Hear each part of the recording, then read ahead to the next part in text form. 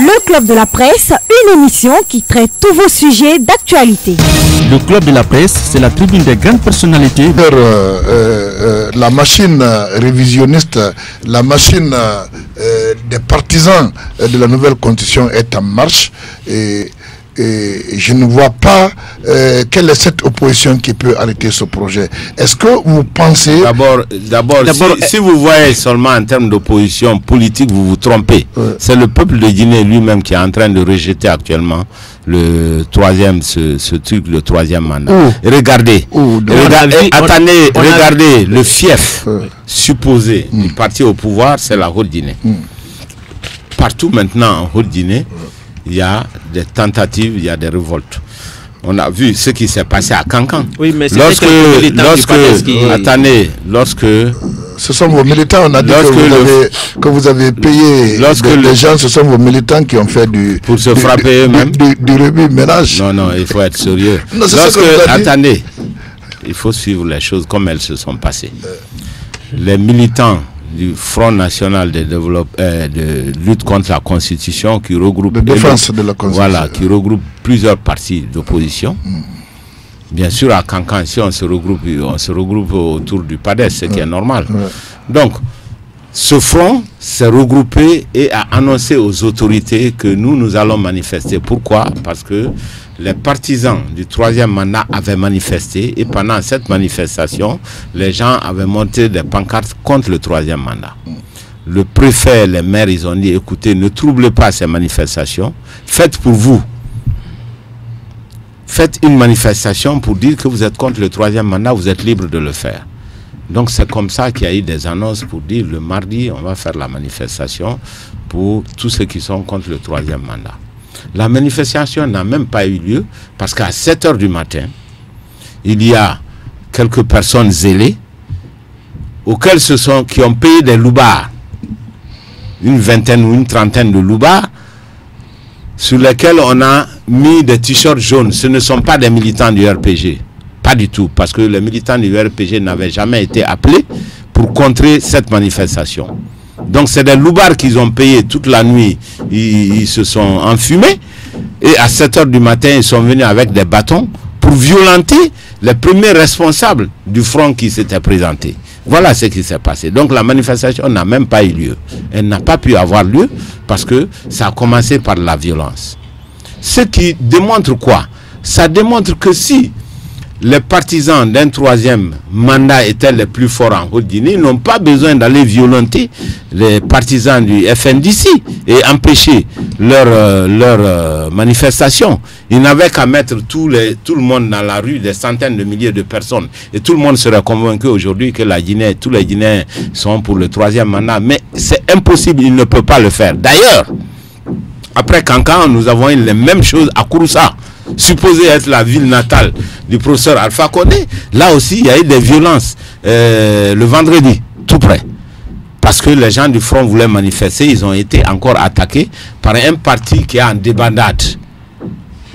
Donc c'est des personnes zélées qui recrutent, qui payent des loubards pour attaquer tous les autres partis. Voilà ce qui se passe. Alors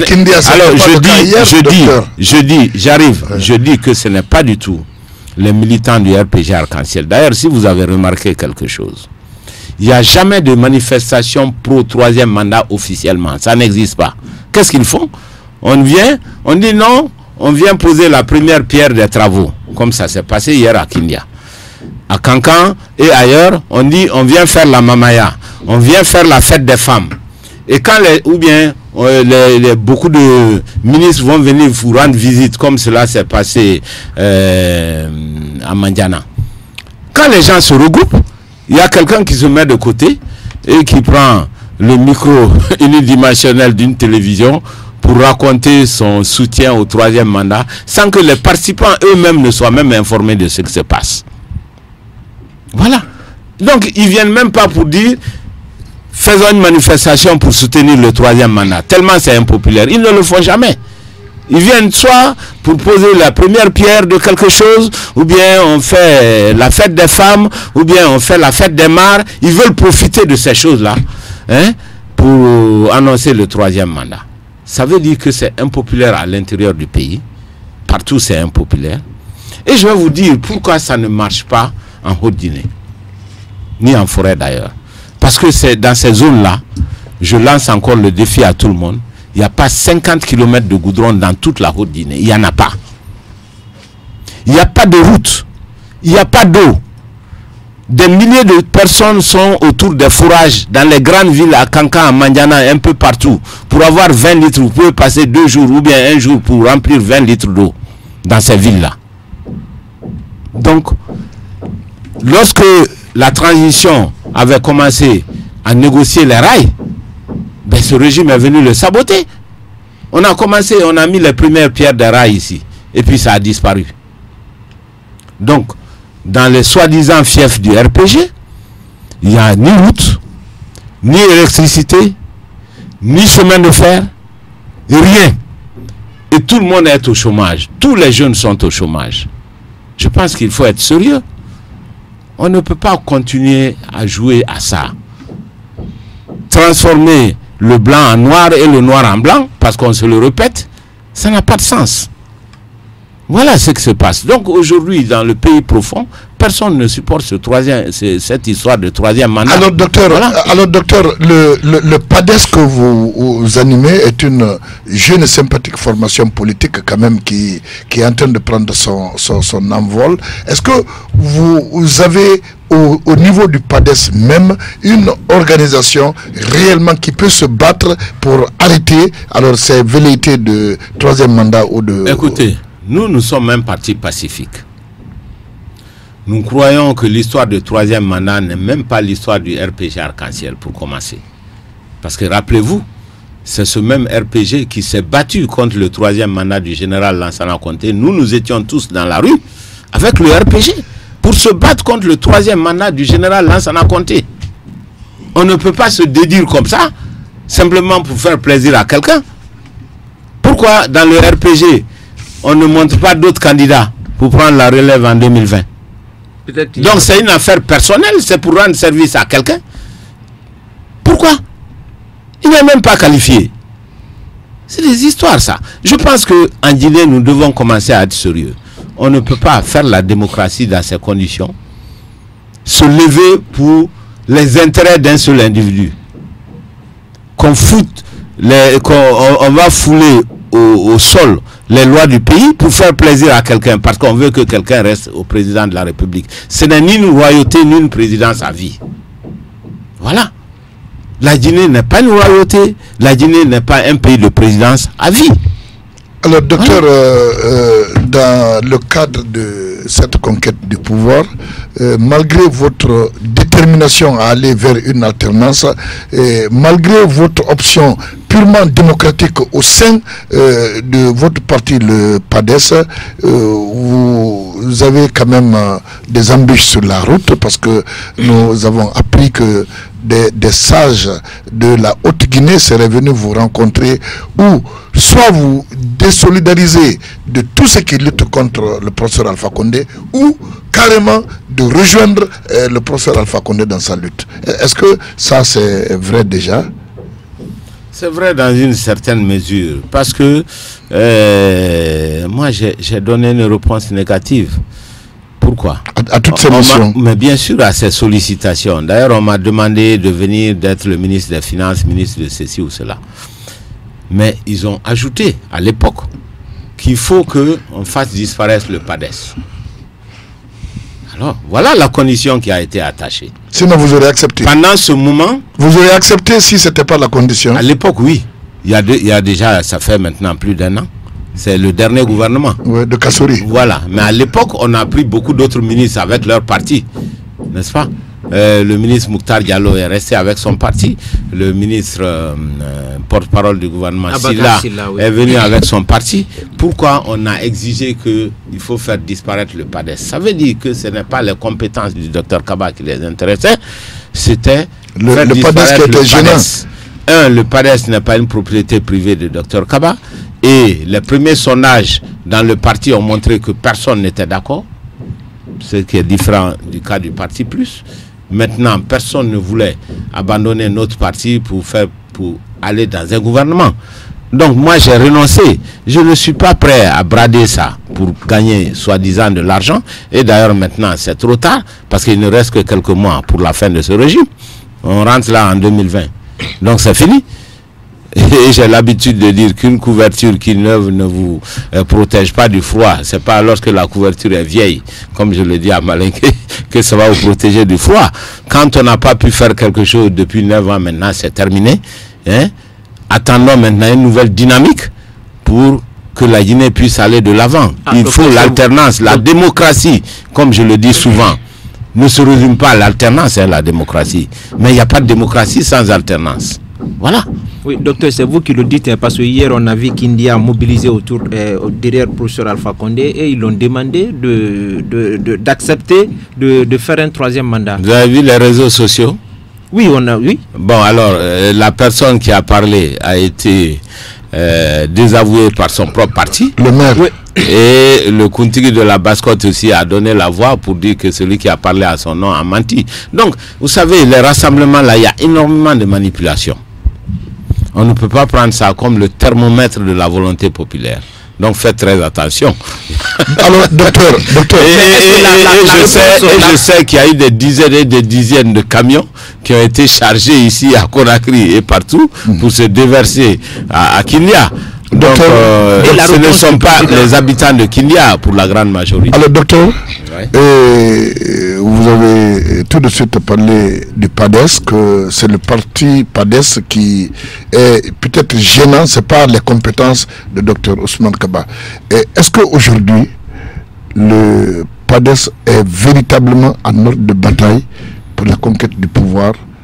Parce qu'on vous voit dans toutes les actions avec le front de lutte pour la... Écoutez, si le PADES aujourd'hui est un parti réputé, ce n'est pas parce qu'on est à Conakry ici, c'est parce qu'on se trouve à l'intérieur du pays.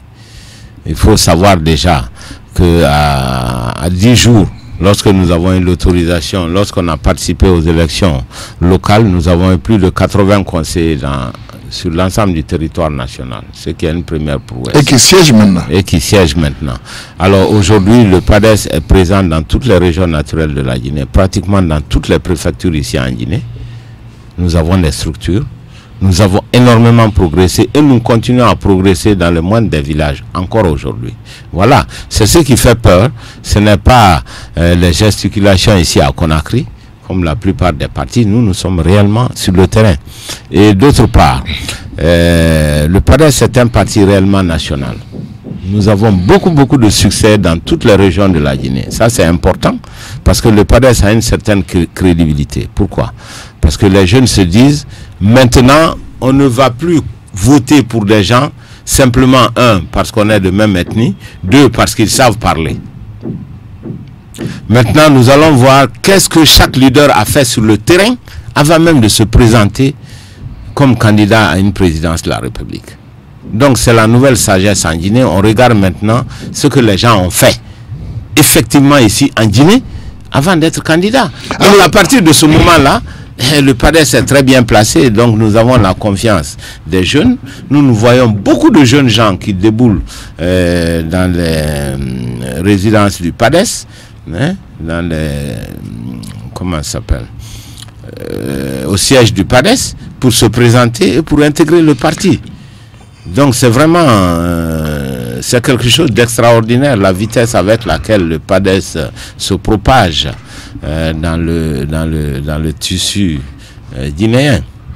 Voilà. Alors, docteur Ousmane Kaba, la dernière question avant que les auditeurs n'appellent, parce qu'il nous reste juste 10 minutes. À un moment donné de l'actualité, vous étiez dans le collimateur du balai citoyen qui demandait à ce qu'il y ait une levée d'immunité parlementaire pour vous traduire en justice par rapport à des propos ethnocentriques, racistes que vous aurez tenus dans un meeting en Haute-Guinée, peut-être à Kankan. Alors, où en est-on? D'abord, c'est l'exemple type de la manipulation en Guinée. Ouais. C'est pourquoi il faut se méfier. D'abord, je me rappelle, c'est une interview que nous avons faite à Radio Milo qui se trouve encore sur Internet, que tout le monde peut écouter, qui n'a rien à voir avec ce qui a été dit. simplement parce qu'un journaliste de libre opinion, M. Baldé, je crois, qui a écrit avec Guillaumet et qui a littéralement transformé tout ce qui a été dit. Qui a complètement menti.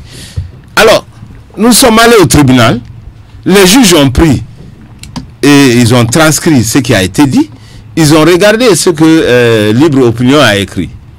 Complètement différent. Alors les juges l'ont condamné. Il a été condamné pour mensonge, pour diffamation.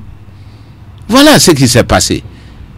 Bon, puisque c'est ce résultat que Balai Citoyen, comment il s'appelle, le jeune Koundouno, a pris ce que celui-ci a écrit pour raconter des histoires, ça veut dire que tout ce qu'il a dit tombe à l'eau, simplement. Donc, ils sont condamnés par la justice, en Guinée ici, parce que c'était du pur mensonge et de la manipulation. Est-ce que vous avez exigé à ce qu'il fasse une déclaration officielle par rapport, parce que à un moment donné, cela a contribué à ternir votre bonne image? Bien sûr, et les hommes de loi sont là-dessus. D'abord parce qu'il a été condamné. Vous savez que la loi ici, il n'y a pas de sanctions pénales, hein, c'est des sanctions pour délit de presse. Pour délit de presse. Et donc il a été sanctionné, je crois, ça doit être 50 millions à payer, quelque chose comme ça. Alors donc il y a un problème. Je crois qu'on est à 5 minutes de la fin de l'émission. Des auditeurs, on ne va pas faillir à cette règle. Beaucoup d'auditeurs, ils sont sur le standard, ils ont à intervenir, ils peuvent appeler sur le 657 10 77 00, le 620 11 40 50 pour poser des questions à Dr Ousmane Kaba par rapport à la réalité qu'ils vivent sur le terrain politique, par rapport à la vie du palais, par rapport même à ces activités génératrices de revenus pour le bonheur du peuple de Guinée. Je rappelle le 657 10 77 00, le 620 11 40 50. En attendant l'arrivée d'un premier auditeur, c'est leur temps d'antenne. Vous avez votre question. Oui, docteur, je disais que les choses, ça alors, un tout premier auditeur, on s'excuse, c'est leur temps. Alors, bonsoir, et présentez-vous, vous nous appelez d'où? Bonsoir, monsieur Taouré. Oui, vous nous appelez d'où? Je vous appelle de Toumbo. Toumbo, présentez-vous votre nom? Mon nom, c'est Bangoura Youssouf, je viens de Toumbo. Oh, Bangoura Youssouf, allez-y. Je salue votre invité. J'avais une question par rapport à son intervention. Oui. Comment interprétez-vous comment le docteur interprète le refus du gouvernement d'organiser les élections? D'accord. Ça, c'est la première question. Allez-y. Allez-y avec la seconde question. La deuxième question, quelle est la situation actuelle du fichier? Je vous remercie. Merci, M. Youssouf Bangoura. Rapidement, vous ramassez. Et s'il y a un autre auditeur, on peut donner une réponse. Bon, allez-y en attendant qu'il y ait un auditeur. Oui, d'abord, je commence tout de suite par la deuxième question. Parce qu'il y a eu un audit du fichier électoral. Il y a eu des recommandations. Je crois que la CENI est en train de mettre en œuvre ces recommandations. De toute façon, il faut que les Guinéens comprennent qu'un fichier électoral doit être révisé tout le temps. Pourquoi?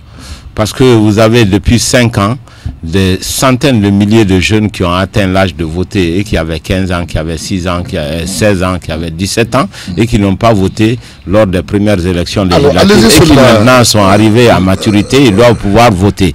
Et il y a aussi des milliers de personnes qui sont mortes. Donc il faut à tout moment réviser le fichier électoral. On ne va pas en faire un gros problème. Oui. Nous avons Mamadou Diaw qui nous appelle de Lambaye. Bonsoir, M. Ba. Bonsoir, vous allez bien? Oui, allez-y avec votre question. Rapidement parce qu'on est battu par le temps. Ok, moi ce que j'ai à poser pour le docteur, c'est de lui demander est-ce que c'est pas par jalousie que le professeur Alpha Condé fait le 3e mandat? D'accord. Jalousie à qui? Jalousie parce que s'ils viennent, si à l'ordonnance en 2020, c'est là, le docteur va bien travailler pour que la population guinéenne soit. Alors, est-ce que c'est pas de ça là qu'il veut faire le 3e mandat? Bon, Alors, je reviens à la première question de M. Bangoura Youssouf Atombo. Comment interpréter le refus d'organiser les élections par le gouvernement? Nous n'interprétons rien, nous constatons simplement que le gouvernement a refusé, en tout cas a retardé la tenue des élections parce que la Guinée n'est pas un pays en guerre et il n'y a aucune raison qu'on n'ait pas fait les élections législatives à temps. C'était prévisible dès le premier jour. Donc, mais c'est la faute et de la CENI et du gouvernement, mais plus du gouvernement que de la CENI, parce que la CENI propose un chronogramme.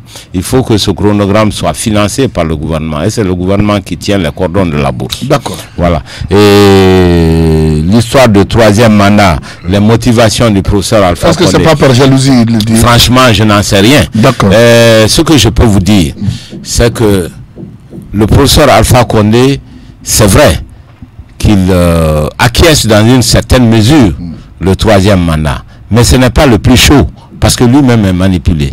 Nous avons autour de lui des gens, des affairistes de la crise, qui ne font que soutirer de l'argent pour des manifestations bidons. Donc ce sont ces personnes-là, les fonctionnaires véreux corrompus autour de lui, qui ont tout intérêt à maintenir leurs privilèges. Ok, voilà. Troisième auditeur, Mamadou Chérif Diallo, auditeur VIP qui nous appelle de Matoto. Peut-être que c'est le dernier auditeur d'ailleurs. Allez-y, docteur. Bonsoir, M. Ben. Bonsoir, docteur Kaba. Auditeur VIP, bonsoir et bienvenue. Allez-y. Merci à vous. M. Ben, la question que je vais poser à docteur Kaba, parce qu'il a dit que désormais les citoyens regardent mieux ce que les liens ont fait avant de choisir. Parce qu'ils ne choisissent même plus maintenant pour des raisons ethniques. Moi, la question que je m'avais posée à docteur, parce que moi, depuis 2010, je n'ai pas compris pourquoi M. docteur Kaba, qui connaissait Cellou Dalein Diallo, qui a travaillé avec au gouvernement et à la Banque centrale, si ce n'était pas pour des raisons ethniques, pour quelle raison que M. docteur Kaba, qui est libéral, a choisi M. Alpha Condé au détriment de Cellou Dalein Diallo? Et ma deuxième question, les gens, certains disent que Alpha Condé n'avait pas prononcé jusqu'à là la question du troisième mandat, mais hier à Kindia, c'est désormais prononcé, moi à mon avis. Quelle va être leur position maintenant en tant que leader politique? C'est mes deux questions. Je vous remercie, M. Merci. Allez-y rapidement, docteur. Nous sommes juste à la ligne rouge. Vous pouvez abréger les réponses. Oui, je vais aller très vite. Vous savez, moi, je vais tout droit. Je ne vais ni à gauche ni à droite. La première question, c'est concernant en 2010. Pourquoi on n'est pas allé avec Cellou? La réponse est très simple. Il y a 2 points. Premier point, le président Cellou nous a jamais sollicité. Voilà, il faut le savoir. Entre les 2 tours, il a pensé qu'il avait déjà gagné. Il n'a contacté personne. En tout cas, moi, il ne m'a pas contacté. Il n'a pas voulu faire des démarches pour qu'on vienne avec lui. Et voilà ce qui s'est passé. Et deuxièmement, le professeur Alpha Condé, n'oubliez pas qu'il était vierge. Et qu'il est venu avec beaucoup de vertus, paré de beaucoup de vertus, même si a posteriori on se rend compte maintenant que ce n'est pas, pas du tout. Alors, il a dit hier qu'il y a ce que j'ai regardé, il y a des personnes qui ont dit troisième mandat, ce ne sont pas certainement pas les populations de Kindia, puisque 2 personnes qui ont parlé sont déjà récusées. Le maire de Kindia est récusé par son parti et celui qui a parlé au nom de la coordination de la Basse-Côte a été récusé par le doyen Sekouna. Donc faisons attention. Et le président lui-même a été prudent, il a dit je suis à l'écoute du peuple. Voilà. D'accord. Alors docteur, nous sommes à la fin de cette émission, mais comment en venir à ce niveau sans parler d'une des grandes actualités religieuses que nous sommes prêts à accueillir, c'est le mois de Ramadan, et beaucoup pensent que demain ça sera le premier mois en France, en Arabie Saoudite, contrairement au Maroc qui prend le premier jour pour le mardi. Et quel est votre point de vue et quel message adressez-vous à tous les fidèles musulmans de la République de Guinée, docteur? Écoutez, ces problèmes de premier jour de carême se posent depuis très très longtemps. Le fait que même déjà juste après le prophète Mohammed, salut, paix sur lui, parce que nous regardons la lune et que les gens ça donne lieu souvent à des disputes. Mais nous avons une organisation religieuse en Guinée, nous avons la Ligue nationale, Écoutons simplement cette ligue. Quand elle va nous dire que c'est la première journée, nous allons observer cela. Dans tous les cas, le mois de carême, c'est un mois de pénitence, c'est un mois de recueillement pour que nous nous rapprochions de Dieu. Je souhaite que les Guinéens puissent profiter de ça pour faire une introspection, pour que nous nous regardons en face de nous-mêmes et que nous arrêtions de mentir, que nous arrêtons de manipuler pour nos propres intérêts et que les politiciens arrêtent de tricher, de dire des choses qui ne sont pas exactes, de manipuler nos propres parents pour nos intérêts purement égoïstes et matériels. Le matériel a beaucoup de limites dans la vie d'un homme. Je pense que nous sommes à un niveau où nous devons penser à la jeunesse de notre pays. Nous devons penser à leur donner au moins un pays qui marche. Nous n'avons pas donné l'indépendance. Au moins donnons le développement économique ou bien la démocratie. La démocratie, c'est immédiat. Enracinons la démocratie chez nous. D'accord. Voilà. Voilà. Merci infiniment à M.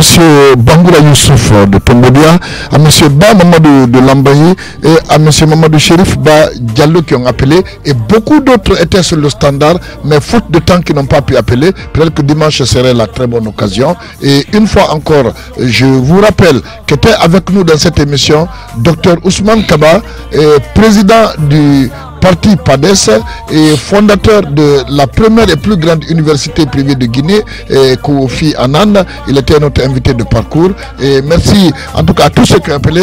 Monsieur